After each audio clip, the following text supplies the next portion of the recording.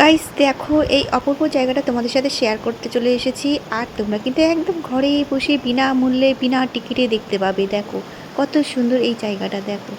আর আমি একটু এখানে এসে ঢং করছি, কারণ আমার একটু ঢং করার স্বভাব তোমরা তো ভালো করেই জানো।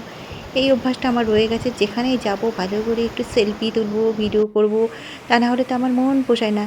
আর সবথেকে বড় কথা, এত পরিমাণে রৌদ্র, কি বলবো, এত পরিমাণে রৌদ্রে কি ছবি ভিডিও ভালো হয়? তো যাই হোক, আমি অনেক কষ্ট করে এই জায়গাটায় এসেছি। আর চারদিকটা এত সুন্দর মনোমুগ্ধকর দৃশ্য, কি বলবো। কত সুন্দর পাহাড়ের ওপর দিয়ে দেখো জলগুলো বেয়ে বেয়ে পড়ছে।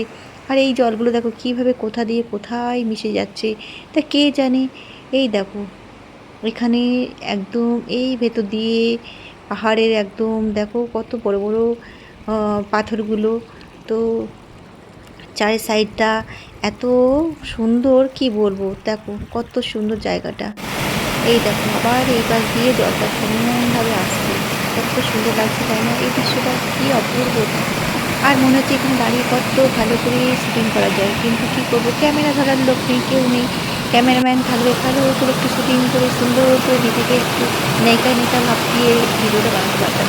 কিন্তু কি বলবো, এত দুর্ভাগা, এত অভাগা, এত অভাগিনী, সে আর বলার মতো নেই। যাই হোক, নিজেকে নিজের মতো করে তৈরি করে নিয়েছি একটু। ও মানে কি বলবো, সাইড কেটে একটু ছবি ভিডিও বানিয়ে ভাবলাম তোমাদের মাঝে একটু শেয়ার করা যাক, তোমরাও ঘরে বসে দেখো। আমি যখন এই জায়গাটা একা উপলব্ধি করছি, তখন তোমাদের কথা ভীষণ ভীষণ মনে পড়ছিল। সেই জন্য ভাবলাম তোমাদেরকেও একটু দেখাই। কি বন্ধুরা, কেমন লাগলো তোমাদের? অবশ্যই কমেন্ট করে জানাবে।